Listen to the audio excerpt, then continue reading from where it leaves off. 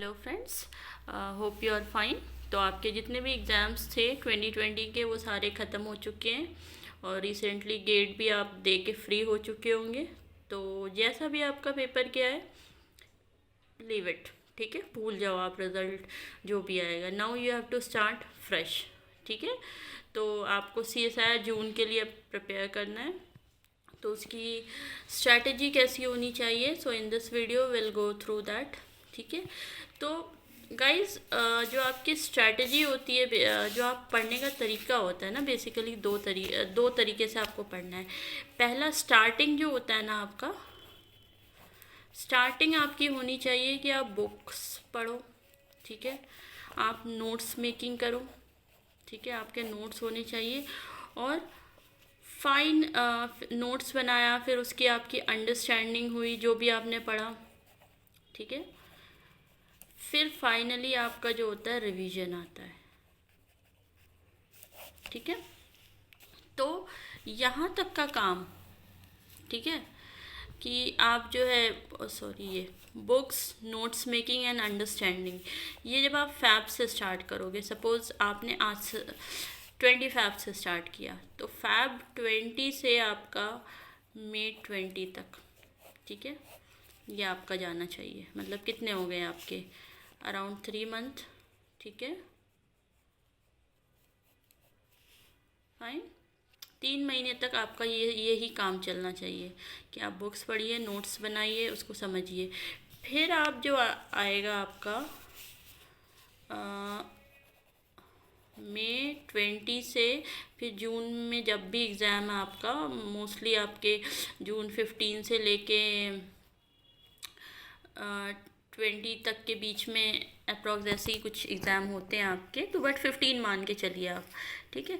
ये 1 महीना आपका सिर्फ रिवीजन होना चाहिए, कोई नई चीज़ नहीं पढ़नी है आपको, कोई नोट्स नहीं बनाने। जो भी आप बना चुके हो यहाँ तक, आपको बस वही बार बार बार बार पढ़ना है, ठीक है। Most of the time student क्या गलती करते हैं कि शुरू में तो बहुत अच्छा पढ़ लिया, ठीक है, फिर लास्ट मोमेंट पे गिव अप कर देते हैं, वो नहीं पढ़ते हैं। या फिर कुछ ऐसे होते हैं, उनको इतनी बुक की आदत हो जाती है, उन्हें नया नया चाहिए होता है हर चीज़, पुरानी चीज़ें रिवाइज नहीं होती, because as human being we are more drawn towards the new things. तो नया नया पढ़ने की आदत होती है, तो लास्ट मोमेंट में क्या होता है, हमें जो पुरानी चीज़ें हैं वो रिवाइज हम नहीं करते हैं। और मोस्ट ऑफ द स्टूडेंट जो कि बहुत अच्छे हैं पढ़ने में, बट उनका सिलेक्शन इसलिए नहीं होता क्योंकि वो रिवाइज नहीं करते हैं, ठीक है। ऐसी कोई मैजिक पिल नहीं होती है आपके पास कि भाई आपको ला के दे दिया जाए और आपको हो जाएगा सब कुछ, नहीं। जो भी है लास्ट मोमेंट ही होता है, जो आपके आखिरी के 1 मंथ होते हैं ना, 15 to 20 डेज़, वो बहुत क्रूशियल होते हैं। बहुत से स्टूडेंट्स ऐसे हैं, देखा गया है, पूरे 6 महीने नहीं पढ़े हैं, लेकिन लास्ट के 15 to 20 डेज़ बहुत अच्छे से पढ़े हैं और उनका सिलेक्शन हो गया है। आई एम नॉट सेइंग कि वो टॉपर रहे होंगे, बट सेलेक्ट हो गए हैं, क्योंकि 15-20 डेज़ में आप टॉपर नहीं बन जाओगे, ठीक है। मतलब बस ये होगा, पास हो जाओगे। तो ठीक है, अगर आप बहुत नहीं हो पढ़ने में, तो कम से कम 15-20 डेज़ तो अच्छे से पढ़ लो, ताकि आपका सिलेक्शन हो जाए, अगर आपका टॉप करने का इरादा नहीं है तो। If you want to get the good rank, तो फिर आपको ऐसे ही पढ़ना पड़ेगा कि शुरू के 3 मंथ आप बुक्स पढ़िए, नोट्स बनाइए, उसको समझिए और समझाइए। That is the important thing, समझो और समझाओ, and the final thing is revise करो, ठीक है। तो अब हम समझते हैं कि कौन कौन से यूनिट्स आपको पढ़ने हैं। तो गाइस, टोटल 13 यूनिट हैं और हर यूनिट 30 to 40 मार्क्स कवर करता है। तो जो और हर यूनिट से क्वेश्चन पूछे जाते हैं CSIR के पेपर में, तो ये गलत फहमी कभी मत पालिएगा कि ये यूनिट बहुत इम्पॉर्टेंट है, ये कम इम्पॉर्टेंट है। हर यूनिट से आएगा, ठीक है। तो टोटल अराउंड 400+ मार्क्स के पेपर होता है, ठीक है। 420-450 तक का पेपर जाता है आपका, ठीक है। लेकिन आपका तो मैक्सिमम आपको 200 का ही अटैम्प्ट करना है। तो अगर आप सिर्फ 8 यूनिट चूज़ करते हो ना, और उस 8 यूनिट को 30 मार्क्स से डिवाइड करते हैं, मल्टीप्लाई करते हैं, सॉरी, तो आपके 240 मार्क्स बन जाते हैं। इतने तो आपको लाने भी नहीं है, आपको सिर्फ 200 में से लाना है, ठीक है। तो जो मिनिमम मार्क्स आपको लाने हैं, मतलब जो मिनिमम आपका करेक्ट क्वेश्चन जो होने चाहिए, जो मार्क्स आने चाहिए, वो 120 होना चाहिए। ठीक है, 120 मार्क्स का आपको सही करके आना है, क्योंकि जिस लेवल से कट ऑफ जा रही है ना, तो आपका जो है ना 150 110 115 से नीचे आता है ना, तो बहुत मुश्किल हो जाता है आजकल, स्पेशली जनरल कैटेगरी के लिए। तो ये मिनिमम मार्क्स है, मैक्सिमम तो आप जितने चाहो ले आओ। ठीक है, तो अब हम समझते हैं कौन कौन से यूनिट पढ़ने हैं। ठीक है, तो ये ऐसे यूनिट्स हैं जिसमें से मेजर क्वेश्चन कवर हो जाते हैं, और ये सभी स्टूडेंट कर पाते हैं ये यूनिट्स, तो इसको आपको चूज़ करना ही पड़ेगा। ठीक है, और ये यूनिट्स ऐसे हैं जिसमें से मतलब एक नैरो सब्जेक्ट, नैरो है एरिया, तो सारे ही आपको क्वेश्चन मिल जाएंगे उसी, मतलब बहुत अलग अलग पैटर्न के क्वेश्चन आपको नहीं मिलेंगे यहाँ से। जैसे अगर आप बायोटेक चूज़ करते हो, तो बायोटेक में क्या होता है, बहुत रिसर्च क्वेश्चन बना दिए जाते हैं, टेक्निकल बना दिया जाता है, तो वो बहुत से स्टूडेंट्स के लिए प्रॉब्लम हो जाती है। लेकिन ये जो यूनिट बताया जा रहे हैं, इसमें बहुत ज़्यादा टेक्निकलिटी नहीं है। ठीक है, अगर आपने बुक पढ़ा है, नोट्स पढ़ा है, तो आपको आसानी से क्वेश्चन सॉल्व हो जाएंगे। तो सबसे पहला है डेवलपमेंटल बायोलॉजी, अच्छा खासा इसमें से कवर होता है। इसमें plant development as well as animal development दोनों पढ़ना है, don't think just animal development है। ठीक है, तो इसको जो आप पढ़ेंगे वो गिलबर्ट से पढ़ेंगे। ठीक है, गिलबर्ट से पढ़िए आप, अभी बहुत टाइम है, आराम से हो जाएगा आपका। क्योंकि अभी जो पेपर देखने को आया है, बहुत सारी चीज़, इतने डिफरेंट टाइप के जीन्स और बहुत सारी चीज़ें ऐडअप कर दी गई हैं उसमें, कि नोट्स में आपको बहुत कंसाइज मैनर में लिखवाया जाता है, सारी चीज़ें आपको नहीं मिल पाती हैं। तो बेटर रीड बुक्स। ठीक है, आप अपने खुद के इंस्टिंक्ट पे ही डिपेंडेंट रहिए, दूसरों पे डिपेंडेंट मत रहिए। ठीक है, नोट्स की हेल्प लीजिए, आप दूसरों से वीडियोस मिल रहे हैं, नोट्स मिल रहे हैं, दैट्स फाइन, बट आप खुद भी रीड कीजिए, तभी आपको समझ आएगा। रीडिंग का फ़ायदा ये होगा, अगर आप बुक्स पढ़ते हो ना, उसके कई फ़ायदे हैं। पहली चीज़ कि आपको जो रीडिंग हैबिट है ना, वो आपकी अच्छी हो जाएगी। ठीक है, एग्ज़ाम में मोस्ट ऑफ द टाइम क्या होता है, बड़े बड़े क्वेश्चन होते हैं, आप देख के डर जाते हो, आप पढ़ नहीं पाते हो। ठीक है, तो जब जिसको बुक पढ़ने की आदत होती है ना, उसकी रीडिंग हैबिट अच्छी होती है, मतलब वो रीड कर लेगा, आपका टाइम ज़्यादा कंज्यूम नहीं होगा। दूसरी चीज़, जो आपकी लैंग्वेज है ना, वो अच्छी हो जाएगी। क्योंकि क्या होगा, बहुत से क्वेश्चंस ऐसे होते, बड़े टेक्निकल टर्म होते हैं, तो अगर आपने कभी बुक नहीं पढ़ी है, तो वो टेक्निकल टर्म आपको फिर समझ नहीं आते, फिर क्वेश्चन आपसे होता नहीं, जबकि बहुत इजी क्वेश्चन होता है वो। ठीक है, और थर्ड थिंग होती है आपकी कि बहुत बार क्या होता है, बुक से एज इट इज़ क्वेश्चन उठा के दे दिए जाते हैं, कुछ line as it is graph उठा के दे दिया गया है, जैसे प्लांट फिजियोलॉजी में बहुत सारे ग्राफ आपको उठा के ऐसे दिए गए हैं। ठीक है, मॉलिक्यूलर बायोलॉजी से बहुत सारी चीज़ें दी गई हैं, तो अगर बुक पढ़ी होगी तो आपके लिए बहुत ईजी हो जाएगा। ठीक है, तो बुक्स आप पढ़िए। तो डेवलपमेंटल बायोलॉजी में गिलबर्ट आप चूज़ कर सकते हैं। नेक्स्ट कमिंग टू जो फोर्थ यूनिट आपका सेल सिग्नलिंग है, तो उसमें बहुत सारी चीज़ें हैं, सिग्नलिंग है, कम्युनिकेशन है, होस्ट पैरासाइट इंटरेक्शन है, फिर आपका कैंसर भी आ जाता है, एंड देन आपका आता है इम्यूनोलॉजी। बट उस यूनिट में आप जो फोकस करेंगे वो सेल सिग्नलिंग पे करेंगे। Signalling is very very important, कि बिना सिग्नलिंग के ना ही आप डेवलपमेंटल बायोलॉजी पढ़ सकते हैं, ना ही आप प्लांट फिजियोलॉजी पढ़ सकते हैं। सिग्नलिंग हर जगह आएगी। फिर आपका सेल कम्युनिकेशन है, वो भी आपको पढ़ना है। एपोप्टोसिस आपका डेवलपमेंटल बायोलॉजी का ही एक चैप्टर है, बट यहाँ पे अलग से डाल दिया गया है क्योंकि छोटा सा टॉपिक है। And then cancer. ठीक है, तो ये सारे अपने आप में अलग अलग छोटे छोटे टॉपिक है, एक दो क्वेश्चन आपको मिल जाएंगे यहाँ से, बहुत अच्छे मार्क्स दिला देता है ये आपको पढ़ना है लॉर्डिश से। लॉर्डिश एक अपने आप में बहुत अच्छी बुक है, क्योंकि आप अभी देखेंगे बहुत सारी चीज़ें जो आपको लॉर्डिश से मिल जाएंगी। सेल बायोलॉजी अगर आप पढ़ेंगे ना, वो भी लॉर्डिश से ही पढ़ना है आपको, जितना भी एंडोमेम्ब्रेन सिस्टम है, आपका प्लाज्मा मेम्ब्रेन का स्ट्रक्चर फंक्शन है, वो सब आपको यहाँ मिल जाएगा लॉर्डिश में। तो लॉर्डिश से आप ये 2 यूनिट पढ़ेंगे। ठीक है, next coming to molecular biology. जो कि लेवाइन आप देखिएगा, लेवाइन से बहुत अच्छा समझ आ जाएगा आपको मॉलिक्यूलर बायोलॉजी। ठीक है, इस सब्जेक्ट में बहुत से स्टूडेंट्स को प्रॉब्लम आती है, बहुत ज़्यादा ऐसे सुनने में आया है, बहुत से स्टूडेंट्स का रिव्यू ये रहा है कि मॉल बायो बहुत टफ लगता है। सो फॉर दो स्टूडेंट आई वुड सजेस्ट कि ठीक है, आप 4 मार्कर्स के लिए मत पढ़िए अगर आपसे नहीं हो रहा है तो, बट बेसिक आइडिया होना चाहिए मॉलिक्यूलर बायोलॉजी का, बिकॉज फिर आप बाकी सब्जेक्ट्स नहीं कर पाओगे अगर वहाँ पे मॉल बायो के कुछ टर्म्स आ गए तो। ठीक है, तो बेसिक अंडरस्टैंडिंग होनी चाहिए और हो जाएगा। 2 मार्कर आप आसानी से निकाल लोगे। इवन 4 मार्कर में भी कभी कभी मैच द कॉलम में कुछ दे दिया, सिंपल सा दे दिया, तो आराम से निकल जाएगा।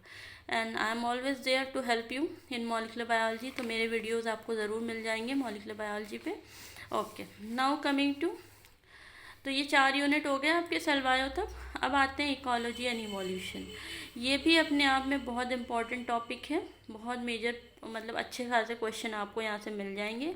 अब क्योंकि ये दोनों बहुत वास्ट टॉपिक हैं, तो I won't suggest for these 2 topic to read books, specially for the non botany and zoology background students. तो जो स्टूडेंट लाइक माइक्रोबायोलॉजी, बायोटेक वगैरह के स्टूडेंट हैं, तो उनके लिए आई वोंट सजेस्ट बुक्स। ठीक है, आप नोट्स से ही पढ़िए, सफिशिएंट है। बट फिर भी अगर आप नोट्स रेफ़र कर, मतलब बुक्स अगर आप चाहते हो, तो इवोल्यूशन के लिए रेडले आसानी से आपको ऑनलाइन मिल जाएगी। ठीक है, सॉफ्ट कॉपी। बाकी और कोई इवोल्यूशन के लिए उतनी अच्छी आई हैव नॉट सीन। ठीक है, एक होती है रेवन बायोलॉजी एंड रीज कैम्बल, ये पूरी बायोलॉजी की सबसे बेस्ट बुक है। ठीक है, तो अगर कोई बुक भी नहीं पढ़ी है ना, रेवन और रीज भी पढ़ लिए, तो आपको बायोलॉजी की पूरी अंडरस्टैंडिंग हो जाएगी। तो इसमें से आप इकोलॉजी और इवोल्यूशन वाला जो यूनिट है, आप इसमें से देख सकते हैं। ठीक है, डाइवर्सिटी के लिए भी बहुत अच्छी बुक है ये दोनों, तो आराम से आप उसमें से देख के पढ़ लीजिएगा। ठीक है, सफिशिएंट है उतना। Now coming to plant physiology, इसके लिए आप टैक्स-ज़ीगर आप प्रेफर कर सकते हो। टैक्स-ज़ीगर से बहुत क्वेश्चन मिलते हैं, डायरेक्ट ग्राफ उठा के दिया गया है। हॉपकिंस से आप बहुत सारी साइकिल्स जो होती हैं डिफरेंट, C3 C4 पाथवे जो है, बहुत अच्छे से इसकी जो है एक्सप्लेनेशन वहाँ पे दिया हुआ है हॉपकिंस में। तो दोनों आपको आसानी से मिल जाएगी सॉफ्ट कॉपी, कहीं से भी आप डाउनलोड कर सकते हैं। बट इन नेक्स्ट वीडियो में I will give you the link. ठीक है, आपको बता देंगे कहाँ से करना है, but you people try that. ठीक है, आप अपने से देखिए कहीं से आपको मिल जाए तो। हार्ड कॉपी है तो वेरी वेल एंड गुड। ठीक है, और अगर आपके पास, क्योंकि ये बहुत फॉरेन ऑथर बुक्स हैं, कॉस्टली होती हैं, तो हर बुक आप ख़रीद नहीं सकते हैं। ठीक है, तो बेटर कि आप सॉफ्ट कॉपी रखिए, और जो चैप्टर आपको पढ़ना है उसका जो है आप प्रिंट आउट निकलवाइए उस चैप्टर का, and then start reading that. ठीक है, तो वो आपके लिए अच्छा रहेगा, क्योंकि when it is hard copy ना, आपके पास रहेगा, चीज़ें हाथ में रहेंगी ना, तो ज़्यादा अच्छे समझ आएंगी। आप अंडरलाइन कर सकते हो, कितना लिखना है आपको अच्छे समझ आएगा। सॉफ्ट कॉपी में it's difficult for many people to sit and, specially अगर मोबाइल में से पढ़ना है तो it is very tough job. Laptop है तो फिर भी बेटर है। ठीक है, तो see as per your convenience what is good for you. ठीक है, now coming to the 8th unit. अब 8th यूनिट आपको क्या पढ़ना है, तो इसमें से आप 2 डिसाइड कर सकते हो, जेनेटिक्स या डाइवर्सिटी। ठीक है, फॉर मी जेनेटिक्स मेरे लिए थोड़ा टफ लगता है, तो आई चूज़ डाइवर्सिटी। ठीक है, डाइवर्सिटी के भी अगेन नोट्स अगर आपके पास हो, different classification, plant, animal, micro organism का क्लासिफिकेशन, उसके आप नोट्स बनाइए, आराम से लिखिए। CSIR के जितने क्वेश्चन पूछे गए हैं, बेटर है आप वहीं से आप पढ़ लीजिए, सफिशिएंट हो जाता है।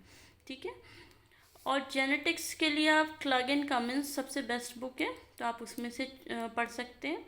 बट अगेन जेनेटिक्स भी अपने आप में बहुत वास्ट टॉपिक है, और बहुत प्रिपरेशन चाहिए होती है। हर कोई पूरा जेनेटिक्स नहीं कवर कर पाता, इवन तो बहुत से स्टूडेंट होते हैं, बोलते हैं हमें जेनेटिक्स आती है, but in exam they are not able to solve.